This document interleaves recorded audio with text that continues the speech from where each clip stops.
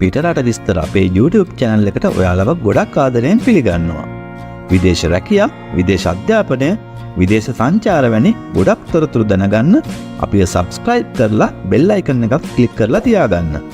එතකොට අපි වීඩියෝ එකක් දැම්ම ගමන් ඔයාලට දැනගන්න පුළුවන්. එහෙනම් අපි යමු අද වීඩියෝ එකට.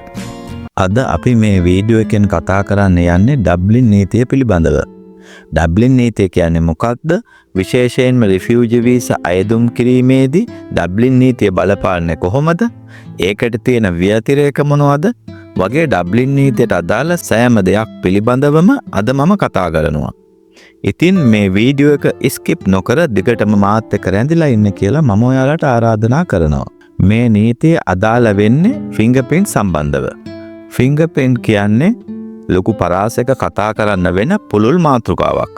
මුළු ලෝකයේ පුරාම වර්තමානයේදී අපරාධ නීතිය සම්බන්ධයෙන් සහ සිවිල් නීතිය ක්‍රියාත්මක කිරීමේදී ෆින්ගර්ප්‍රින්ට් දැඩි ලෙස උපයෝගී කරගන්නවා. නමුත් අපි අද කතා කරන්න යන්නේ යුරෝපයේ ඩබ්ලින් නීතියට අදාළව ෆින්ගර්ප්‍රින්ට් භාවිතා වන ආකාරය පිළිබඳව පමණයි. ඇත්තටම හැමෝම ඩබ්ලින් රූල් කියලා කිව්වට හරියටම කියන්නේ ඩබ්ලින් නියාමනය. එහෙම නැත්නම් ඩබ්ලින් රෙගියුලේෂන්. විශේෂයෙන් ඩබ්ලින් 3 රෙගියුලේෂන් කියලා. මෙම පද්ධතියේ ප්‍රධාන හඳුනා ගැනීම වෙන්නේ ඔයාගේ ඇඟිලි සලකුණු. ඩබ්ලින් රෙගියුලේෂන් කියලා කියන්නේ සරණාගත අයදුම් පතක් පරීක්ෂා කිරීම සඳහා කුමන රට වගකිව යුතුද යන්න තීරණය කරන යුරෝපානු සංගමයේ නීතියට.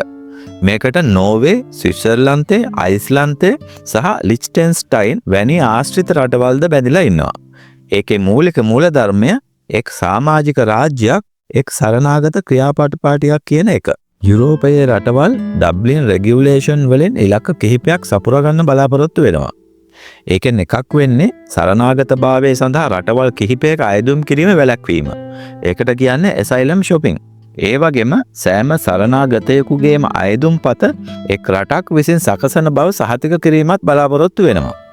තවත් කරුණක් වෙන්නේ සරණාගතයින් රටවල් අතර යැවීම වැළැක්වීම. හරි, අපි දැන් බලමු යුරෝ ඩැක් කියන්නේ මොකක්ද කියලා. යුරෝපීය ඩැක්ටිලොස්කොපි එහෙම නැත්නම් යුරෝ ඩැක් කියන්නේ සරණාගතයින් සහ නීති විරෝධී විදිහට දේශ සීමා පනින අය හඳුනා ගැනීම සඳහා යුරෝපීය සංගමයේ ෆින්ගර්ප්‍රින්ට් දත්ත සමුදායට. සරණාගතයෙකු හෝ නීති විරෝධී විදිහට දේශ සීමා පනින පුද්ගලයෙකු ඩබ්ලින් රටක ඇඟිලි සලකුණු කරන සෑම අවස්ථාවකම ඔවුන්ගේ දත්ත එහෙම නැත්නම් ඩේටා යුරෝ ඩැක් වෙත යවනවා. යුරෝපා පාර්ලිමේන්තුවේ අන්ත දක්ෂිණාංශික පක්ෂයක් වන වොක්ස් පක්ෂය විසින් 2022 දෙසැම්බර් යෝජනා කරන ලද අවසන් යුරෝඩැක් ප්‍රතිසංස්කරණය අනුමත කිරීමෙන් පස්සේ වයස අවුරුදු 6ට වැඩි සරණාගත අයදුම්කරුවන් සහ නීති විරෝධී විදිහට දේශ සීමා පනින අයගේ ඇඟිලි සලකුණු, පින්තූර සහ අනෙක් ජෛව මිතික දත්ත ලබා ගන්නවා.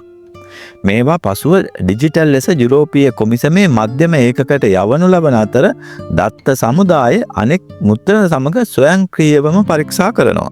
සරණාගතයින් දැනටමත් වෙනත් යුරෝපානු සංගමයේ සමාජික රටක සරණාගතභාවය සඳහා එල්ලුම් කර තිබේද නැතහොත් වෙනත් යුරෝපානු සංගමයේ සමාජික රාජ්‍යයක් හරහා නීති විරෝධී විදිහට සංක්‍රමණය වී තිබේද යන තීරණය කිරීමට බලධාරීන්ට මේන් හැකියාව ලබා දෙනවා. ඩබ්ලින් රෙගියුලේෂන් 2003 ජනවාරි 15 සිට ක්‍රියාත්මක වෙනවා. සියලුම යුරෝපානු සංගමයේ සමාජික රටවල් ඩබ්ලින් රෙගියුලේෂන් ක්‍රියාත්මක කිරීමට බැඳිලා ඉන්නවා. නමුත් ඩෙන්මාර්කය පසුව ද්විපාර්ශ්වික ගිවිසුමක් මගින් ඉවත් වුණා. නමුත් යුරෝපීය සංගමයේ සමාජිකයන් නොවන එහෙත් ෂෙන්ගන් සමාජිකත්වය ලබාගත් රටවල් 4ක් වන අයිස්ලන්තය, ලිච්ටෙන්ස්ටයින්, නෝර්වේ සහ ස්විට්සර්ලන්තය ඩබ්ලින් රෙගියුලේෂන් ක්‍රියාත්මක කිරීමට බැඳිලා ඉන්නවා.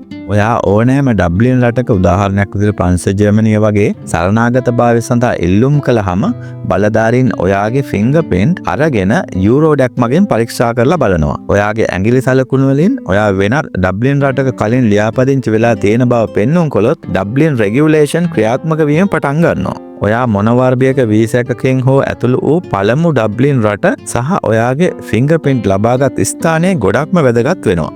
හරි, අපි දැන් බලමු ඩබ්ලින් රෙගියුලේෂන් වලට අනුව ඔයා රිෆියුජි වීසා අයදුම් කරන්න ඕන රට තීරණය වෙන්නේ කොහොමද කියලා. ඒකෙන් පළමුවෙනි වගේම ප්‍රධානම කාරණය වෙන්නේ ඩබ්ලින් රෙගියුලේෂන් වලට අනුව ඔයා ෆින්ගර්ප්‍රින්ට් දුන් පළමු රටෙන් රිෆියුජි වීසා අයදුම් කරන්න ඕන කියන එක. දෙවැනි කාරණය වෙන්නේ ඔයාගේ පවුලේ සමීප සමාජිකයන්. ඒ කියන්නේ ස්වාමි පුරුෂයා හෝ බිරිඳ, බාලවයස්කර දරුවන්, සමහර අවස්ථාවල දෙමාපියන්, සහෝදර සහෝදරියන් වෙනත් ඩබ්ලින් රටක සරණාගතභාවය ලබාගෙන තියෙනවා නම් ඒ රටෙන් ඔයාට රිෆියුජි අයදුම් කළ හැකියි. ඔයාගේ රිෆියුජි වීසා ඇප්ලිකේෂන් එක සලකා බලන්න එම රට බැඳිලා ඉන්නවා. තුන්වෙනි කරුණ වෙන්නේ ඔයාට ඩබ්ලින් රටක වළංගු වීසා බලපත්‍රයක් හෝ පදිංචි බලපත්‍රයක් තියෙනවා නම් ඔයා ඒ රටෙන් රිෆියුජි වීසා අයදුම් කරන්න ඕන. ගොඩක් අය මේ නීතිය යටතේ තමයි ස්ටුඩන්ට් වීසා ඇවිල්ලා ස්ටුඩන්ට් වීසා එක ඉවර වෙනකොට රිෆියුජි වීසා අයදුම් කරන්නේ. හතරවෙනි කාරණය වෙන්නේ ඔයා වීසා බලපත්‍රයක් අවශ්‍ය නොවන ඩබ්ලින් රටකට ඇතුල් වෙලා උදාහරණ විදිහට ෆ්‍රී වීසා රටකින් සංචාරකව විදිහට ඇතුල් වෙලා පස්සේ ඒ රටෙන් සරණාගත වීසා අයදුම් කරන්න පුළුවන්. මේ නීතිය යටතේ නම් ලංකාවේට මම හිතන්නේ නෑ වාසියක් ලබා ගන්න පුළුවන් කියලා. මොකද යුරෝපානු සංගමයේ රටකට ෆ්‍රී වීසා ඇතුල් වෙන්න අපිට හැකියාවක් නැති නිසා. පස්වෙනි කාරණය වෙන්නේ ඔයා මුලින්ම යම් ඩබ්ලින් රෙගියුලේෂන් ක්‍රියාත්මක රටක සරණාගතභාවය සඳහා ඉල්ලුම් කරලා පස්සේ වෙනත් රටකට ගිහින් ආපහු රිෆියුජි වීසා අයදුම් කළොත්, ඒ කියන්නේ සරණාගත වීසා අයදුම් කළොත් ඔයාගේ සරණාගත වීසා අයදුම්පත ක්‍රියාත්මක කරන්න පළමු රටට බැඳිලා ඉන්නවා. ඒ කියන්නේ ඔයාට දෙවෙනි රටෙන් රිෆියුජි වීසා ඉල්ලන්න හැකියාවක් නැහැ. තවත් අතිරේක කරුණක් වෙන්නේ ඔයා දැනටම ඩබ්ලින් රටක රිෆියුජි වීසා ලැබුණ කෙනෙක් නම් ඔයාට තවත් රටකින් රිෆියුජි වීසා එකක් ඉල්ලන්න හැකියාවක් නැහැ. දැන් අපි බලමු ඩබ්ලින් ක්‍රියාපටිපාටි අනුව ඔයා යම් රටක ෆින්ගර්ප්‍රින්ට් දීලා වෙනත් රටක රිෆියුජි වීසා ඉල්ලුවට පස්සේ ෆින්ගර්ප්‍රින්ට් ගැලපුණොත් මොකද වෙන්නේ කියලා. එහිදී පළමුවෙන්ම සිද්ධ වෙන්නේ දෙවෙනියට ඔයා රිෆියුජි වීසා ඉල්ලු රට විසින් ඔයාව නැවත බාර ගන්නා ලෙස පළමු රටෙන් ඉල්ලීමක් කිරීම. එහිදී පළමු රට විසින් මාස 3ක් ඇතුළත තම පිළිතුර ලබා දෙන්න ඕනේ. පිළිතුරක් ලබා නොදෙන්නේ නම් ඔවුන් ඔබව පිළිගැනීමට කැමැති බව පිළිගත්තාසේ සලකනු ලබනවා. පළමු රට විසින් ඉල්ලීම පිළිගත්තොත් දෙවැනි රට විසින් ඩබ්ලින් මාරු කිරීමේ තීරණයක් නිකුත් කරනවා. ඊට පස්සේ ඔයාට කැමැත්තෙන් යන්න යම්කිසි කාලයක් ලබලා දෙනවා. ඒ කාලය තුල ඔයා කැමැත්තෙන් ගියේ නැත්නම් රජය විසින් ඔයාව ඒ රටට යවනවා. කොහොම වුණත් ඔයා කැමැත්තෙන් හෝ අකමැත්තෙන් මාස 6ක් තුල ඒ රටට මාරු කළ යුතුයි. නමුත් ඔයාට පළමු රටට යැවීමට විරුද්ධව අභියාචනා කිරීමට අයිතියක් තියෙනවා. ඒ අභියාචනය ඔයා ලිඛිතව කරන්න ඕන. සාමාන්‍යයෙන් ඒ අභියාචනය සති 1ක් හෝ 2ක් ඇතුළත කරන්න ඕනේ. ඒ අභියාචනය තුලින් ඔයා එම රටට යාමට අකමැති හේතුව නිශ්චිතව දක්වන්න ඕනේ. පස්සේ ඒ සම්බන්ධ ඔයාට කැඳවීමක් ලැබෙනවා. ඒ වගේම ඔයා ඒ රටට නොයන්න කරුණු කියන්න ඕනේ. පසුව ඔයා සම්බන්ධව අධිකරණයකට තීරණය ඔයාට ලැබෙනවා. ඒ තීරණය ධනාත්මක හෝ ඍණාත්මක වෙන්න පුළුවන්. තීරණය ඍණාත්මක වුණොත් පළමු රටට ආපහු යවනවා. පළමු රට විසින් ඔයාගේ සරණාගත ක්‍රියාපටිපාටිය දිගටම කරගෙන යනවා. දෙවන රට විසින් කොයිම වෙලාවකවත් ඔයාව ලංකාවට යවන්නේ නැහැ. පළමු රට විසින් ඔයාව බාර අරගෙන විධිමත් නීතිමය ක්‍රියාපටිපාටියකින් පස්සේ ඔයා ගැන තීරණයක් ගන්නවා. ඔයා ඒ රටේ සරණාගතභාවය ඉල්ලනවා නම් ඒ ඉල්ලුම් පත්‍රය සලකා බලන්න ඒ රට බැඳිලා ඉන්නවා. අපි දැන් බලමු මාස 6ක් ඇතුළත දෙවන රට විසින් ඔයාව පළමු රටට යවුවේ නැත්නම් මොකද වෙන්නේ කියලා. දෙවන රටේ බලධාරී මන්දගාමී හෝ අකාර්යක්ෂම නම් සහ ඔවුන් ඔයාව පළමු රට යවන්න අපොහොසත් වුණොත් ඔයාගේ රිෆියුජි වීසා අයදුම්පත සලකා බලන්න දෙවැනි රට බැඳිලා ඉන්නවා. නමුත් මේ නීතිය යටතේ ඔයාට හැංගිලා ඉන්න අවස්ථාවක් ලැබෙන්නේ නැහැ. ඔයා හැංගිලා ඉන්න බවට බලධාරීන් තීරණය කළොත් ඔවුන්ට ඔයාව සොයා ගැනීම සහ පළමු රටට මාරු කිරීමට මාස 18ක් දක්වා කාලයක් නීතියෙන් ලැබෙනවා. ඒ නිසා හැංගිලා ඉන්න එක ඔයාට අවාසියක්. නමුත් සමහර අවස්ථාවල හැංගිලා මාස 6ක් ඉඳලා රිෆියුජි වීසා එක දෙවන රටෙන් ගත්ත අයත් මම දැකලා තියෙනවා.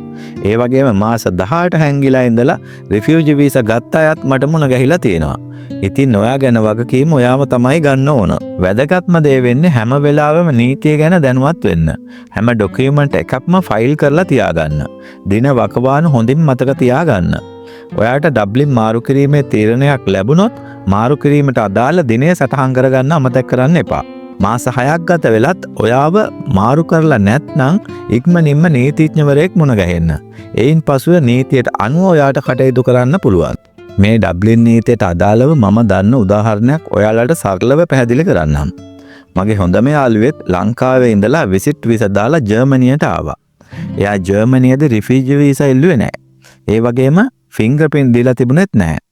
නමුත් ජර්මනියට වීසා ලබා දීමේදී ශ්‍රී ලංකාවේ VFS ආයතනය මගින් ඇඟිලි සලකුණු එහෙම නැත්නම් ෆින්ගර්ප්‍රින්ට් ලබාගෙන තිබුණා.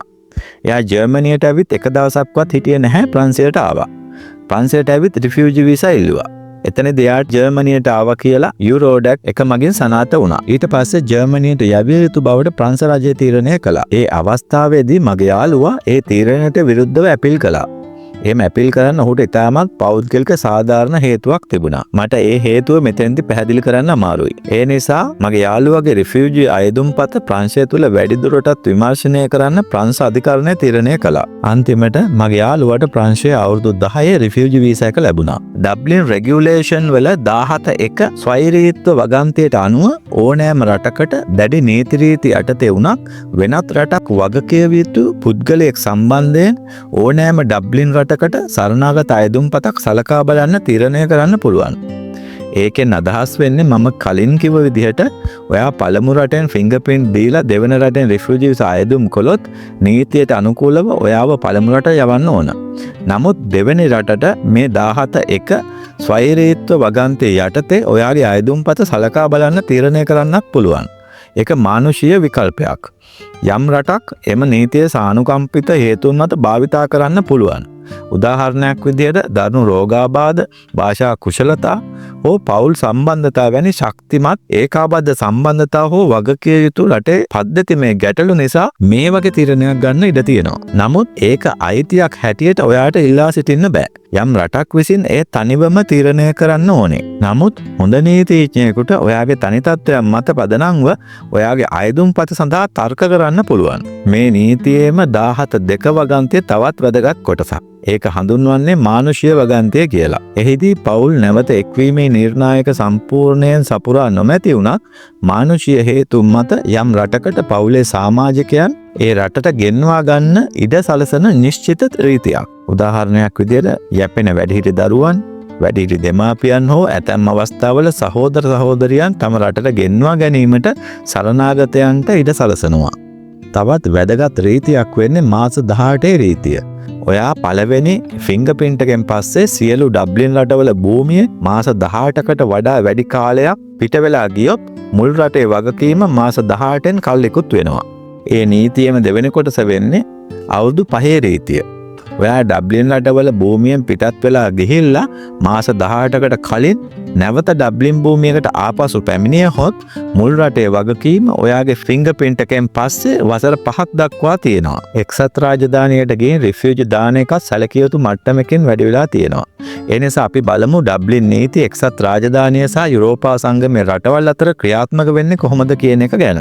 2021කට පෙර එක්සත් රාජධානිය ඩබ්ලින් 3 නියාමනය එහෙම නැත්නම් ඩබ්ලින් 3 රෙගියුලේෂන් වල පූර්ණ සමාජිකයෙක් වෙලා හිටියා. ෆින්ගර්ප්‍රින්ට් ඩේටා යුරෝඩැක් එක සමග බෙදාගත්තා. UK සහ EU යුරෝපා සංගමයේ රටවල් අතර ආපසු ගැනීම ඉල්ලීම් පොදු වුණා. නමුත් 2021 ජනවාරි 1 වෙනිදායෙන් පස්සේ තත්ත්වය සම්පූර්ණයෙන්ම වෙනස් වුණා. ඒකට හේතුව වුණේ එක්සත් රාජධානිය යුරෝපා සංගමයෙන් ඉවත් වීම. ඉන්පසුව ස්වයංක්‍රීයව ආපහු ගැනීමක් සිදු වුණේ නැහැ. ඩබ්ලින් නීතිය යටතේ සරණාගතයෙකු එක්සත් රාජධානියට ආපහු යවන්න බෑ. යුරෝඩැක් ප්‍රවේශයක් නැහැ. වගකීමේ තීරණය කිරීමේ අරමුණින් එක්සත් රාජධානියට තවදුරටත් යුරෝපා සංගමයේ ෆින්ගර්ප්‍රින්ට් දත්ත සමුදායට එහෙම නැත්නම් යුරෝඩැක් එකට ස්වයංක්‍රීයව ප්‍රවේශයක් නැති වුණා. ප්‍රතිලාභ පිළිබඳ ඕනෑම සහයෝගීතාවයක් සඳහා දැන් UK සහ තනි EU රටවල් අතර නව වෙනම ගිවිසුම් මත පදනම් වෙන්න ඕනේ. උදාහරණයක් විදිහට ප්‍රංශය සහ එක්සත් රාජධානිය අතර ගිවිසුමක් තියෙනවා.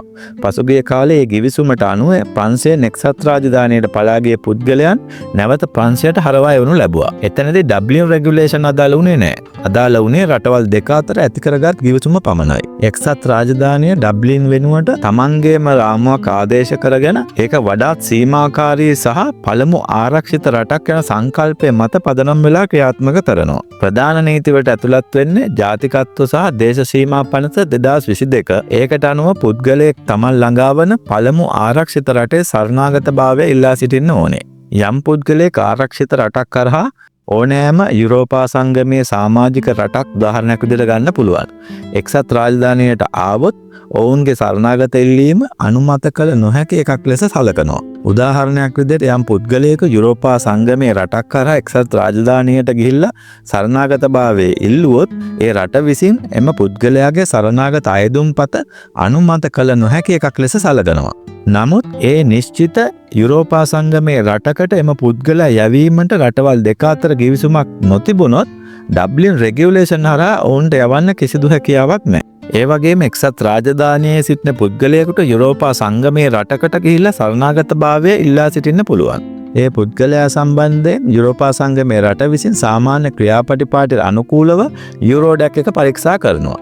ඒ පුද්ගලයා ඇඟිලි සලකුණු එක්සත් රාජධානියේ තියලා තිබුණත් යුරෝපා සංගමයේ ඩබ්ලින් රෙගියුලේෂන් අදාළ කරගන්නේ නැති නිසා එම පුද්ගලයා පළමු වරට අයදුම්කරුවෙකු ලෙස සලකලා ඔහුගේ සරණාගත අයදුම්පත විමර්ශනය කරනවා. යුරෝපා සංගමයේම රටවල් එම පුද්ගලයා එක්සත් රාජධානියට ආපසු යැවීමට ඩබ්ලින් බැඳීමක් නැහැ. ඉතින් අපි අද කතා කළේ ගොඩක් අයට පැටලෙන සහ ටිකක් තේරුම් ගැනීමට අමාරු ඩබ්ලින් රෙගියුලේෂන් පිළිබඳව. ඔයාට ඒ පිළිබඳව තවත් දැනගන්න දෙයක් තියෙනවා නම් කමෙන්ට් සෙක්ෂන් එකේ දාන්න අමතක කරන්න එපා. ඒ වගේම මගේ වීඩියෝ එකට ලයික් කරන්න, කමෙන්ට් කරන්න සහ යාළුවන් අතර ෂෙයා කරන්නත් අමතක කරන්න එපා. මේ වගේ වැදගත් වීඩියෝ හැමදාම බලන්න මගේ පිටරට විස්තර YouTube channel එක subscribe කරන්න කියලා මම ඔයාලට ආරාධනා කරනවා. ඔයාලගේ විදේශගත වීමේ සිහිනේ යථාර්ථයක්ම වෙන්න කියලා වෙනදා වගේ අදත් මම ප්‍රාර්ථනා කරනවා. ගිහින් එන්නම් ඔයාලට සුබම සුබ දවසක්.